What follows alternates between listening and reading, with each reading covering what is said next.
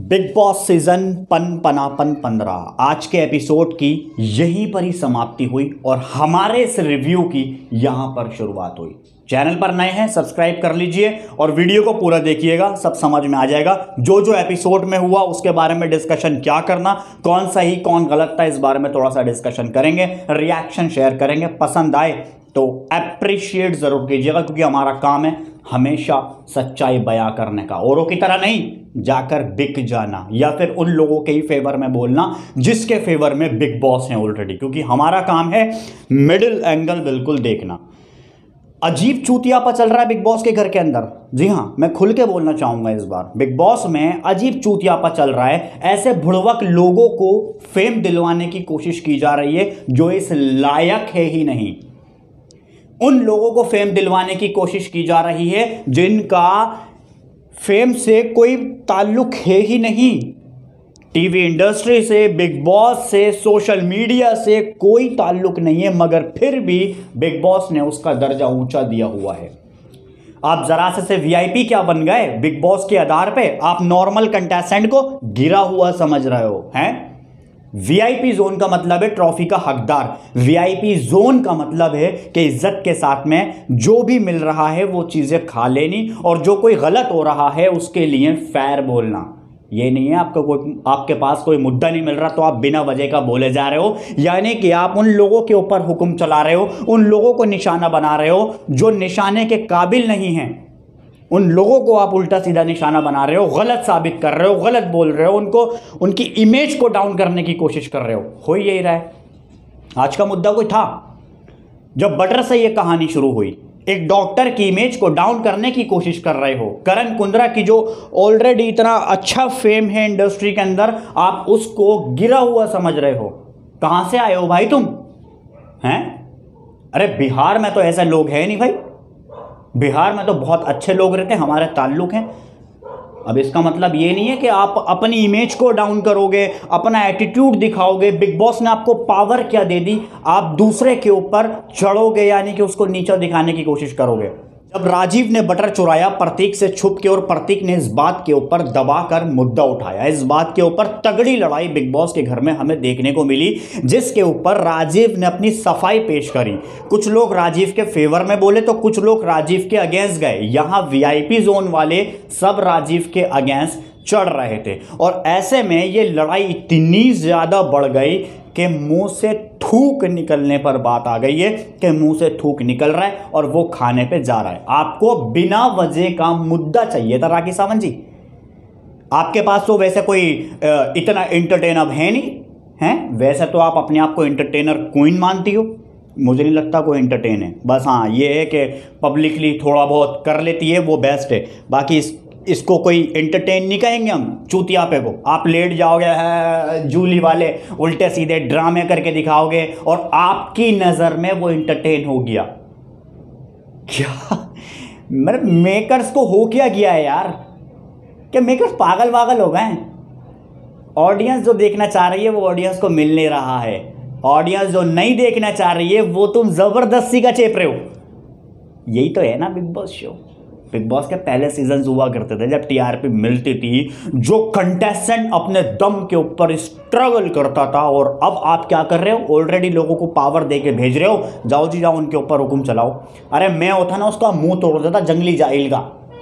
रितेश जो है राखी सावंत का हस्बैंड, जो इतना ज़्यादा फालतू बोल रहा था ना, वो मैं होता लिटरली, आई स्वेयर। जिस तरह से उसने बात करी थी उमर से, जिस तरह से वो करण के बारे में गलत कह रहा था, जिस तरह से वो राजीव के बारे में गलत कह रहा है, औरों के बारे में गलत कह रहा है, हैं? यही सब तुम्हारे संस्कार हैं। तो लड़ाई शुरू हुई बटर से। बटर का मुद्दा खत्म, मतलब बटर का मुद्दा खत्म नहीं हुआ, उसके ऊपर मुद्दा चढ़ गया थूक वाला। जी खाने पे थूकते हो तुम। अब वो बटर वाला इंसिडेंट सब भुला दिया गया, फिर उसके बाद से थूकने पर बात आ गई। राखी ने बिना वजह का मुद्दा उठाया, और इस बात के ऊपर आपको पता ही है रितेश जो है वो बिना बात का कौन है यार? ये जो चेला है वो बिना बात का बोलने लगा है, और जब वो बिना बात का बोल रहा है सबके ऊपर ये वीआईपी चढ़ गए। राखी सावंत का अकेले का मुद्दा था कि भाई खाने में थूक मिल रहा है तो मैं ये खाना नहीं खाऊंगी, ड्यूटी करण को दे दी जाए। करण को तो खाना बनाना ही नहीं आता, तो फिर कहाँ से करण को ड्यूटी दोगे आप? हैं?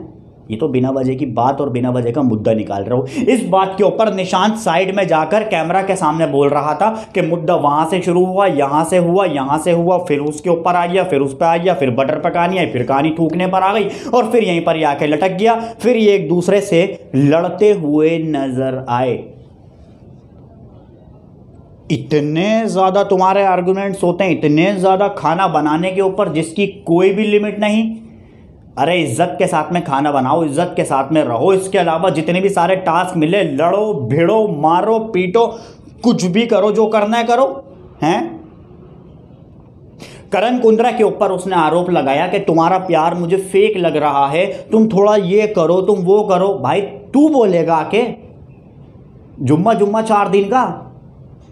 तो वो चूतिया इंसान कह रहा है कि करण कुंद्रा तुम गलत जा रहे हो, तुम फेक हो, तुम ये हो, तुम वो हो। भाई वो गलत जा रहा है, वो फेक है, वो जो भी है, वो कुछ भी कर रहा है, अपनी ऐसी तेजी मरा रहा है बिग बॉस के घर के अंदर।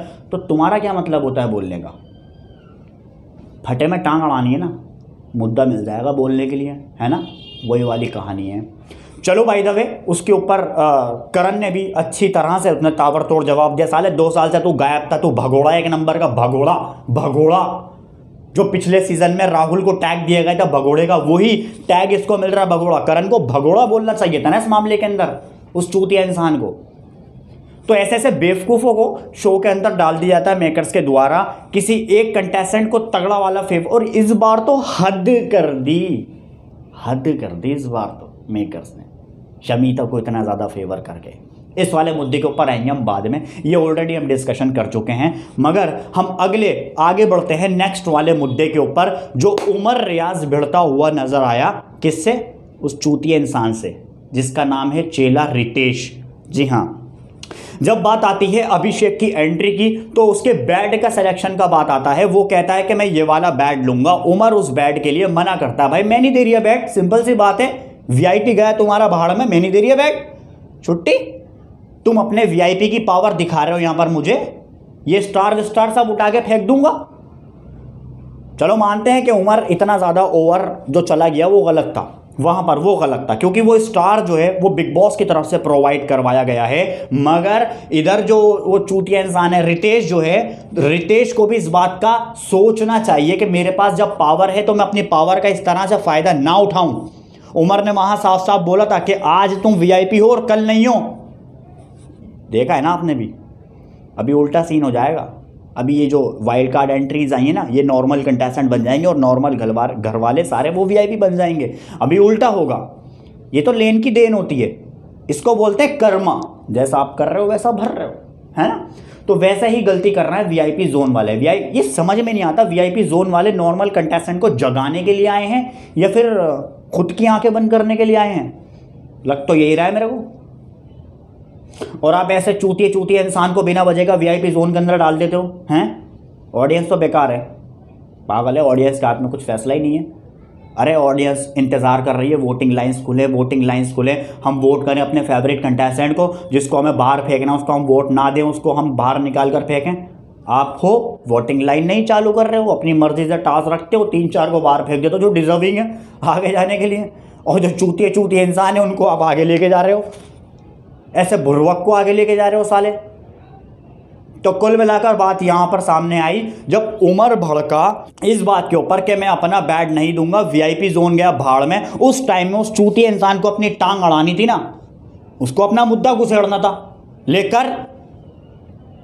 चूतिया इंसान वो कह रहा है तेरा मुंह तोड़ दूंगा मैं तेरा, कसम खुदा की कसम से मैं होता ना इसकी, मैं क्या बताऊं। बस मैं जब मैं एपिसोड देख रहा था लिटरली मुझे इतना ज़्यादा गुस्सा आया ऐसे 2 कोड़ी के ऊपर, ऐसे 2 कोड़ी के लोग पर, ऐसे 2 कोड़ी के इंसान पे, ऐसे चूतिए इंसान पर जिस तरह से उसने अपनी हरकतें दिखाई। वरना मैं इस तरह से रिव्यू ना करता। जब उसने अपना इस तरह से एग्रेशन दिखाया, इस तरह से उसने बिना बात का गुस्सा किया, तेरा मुंह तोड़ देता मैं होता। ले तोड़, तेरे बस की कितनी है, तोड़ेगा? चल वो स्टार नहीं फेंक सकता निकाल के, क्योंकि वो बिग बॉस का दिया हुआ है, स्टार नहीं फेंकेगा। तू तोड़ मेरा मुंह, तोड़। इस साले चूतिए इंसानों को बिना वजह का बिग बॉस के घर में डाल दिया गया है, ना किसी रीज़न ना किसी कारण, और उसके बावजूद वो सब लोगों के ऊपर अपना हुक्म चला रहे हैं जो ऑलरेडी 2 महीने से अपना गेम खेल रहे हैं। वो 2 महीने से अपनी गेम चला रहा है, उसकी गेम को ख़राब करने में लगा है। तेरा मुंह तोड़ दूंगा। कौन तेरी औकात है मुंह तोड़ने की? औकात है तेरी मुंह तोड़ने की? भैंचो मेरे सामने आ जा, तेरा डाल दूंगा भैंचो फेंक के गैलरी में। अब ये सारे सीन देखकर तो वाकई में लगता है कि बिग बॉस जो है वो पूरा सन्या गया, मतलब सनक गया है, पूरा पागल हो चुका है। एक तरफा उसकी गेम जा रही है, सारे जितने भी सब मेकर्स हैं उन सब की एक तरफा गेम जा रही है, और कहाँ क्या करना है, कब किस पोजीशन पे क्या डिसीजन लाकर रखना है, किस कंटेस्टेंट की एंट्री करनी है, किसको बाहर निकालना है, वो सब खुद ही फैसला ले रहा है, खुद ही ले रहा है। ले लो, खुद ही लो फैसला। गिर रही है ना तुम्हारी टीआरपी। भाई सीधी सी बात है, खुला बोलता हूँ बस, इसलिए आपका काम होगा सपोर्ट करना, क्योंकि नेशनल टेलीविज़न के ऊपर ये चूतिया पे किस तरह से दिखाया जा रहा है एपिसोड, वाकई में मैं जितना बोलूँ उतना कम होगा। इतना ज़्यादा गुस्सा है कि आज के एपिसोड के अंदर बस कैसे निकालूँ आपके सामने, वीडियो में शेयर कर लेता हूँ, और देख रहा हूँ उनके साले 2-4 फैन तो वो भी आ जाएंगे यहाँ पर गालियाँ बकने के लिए, डिसलाइक मारने के लिए। मारो सालो, जाओ निकलो। ऐसे लोगों को कौन करेगा सपोर्ट? करेगा ऐसे लोगों को सपोर्ट? कोई घंटा ना करेगा मेरा। करवा लो सपोर्टिंग। इस फ्रेम के ऊपर शक्ल, इस फूकी हुई शक्ल के ऊपर तुम वोट मांगोगे? जनता मेरी फूकी हुई शक्ल है, वोट दे दो, लाओ।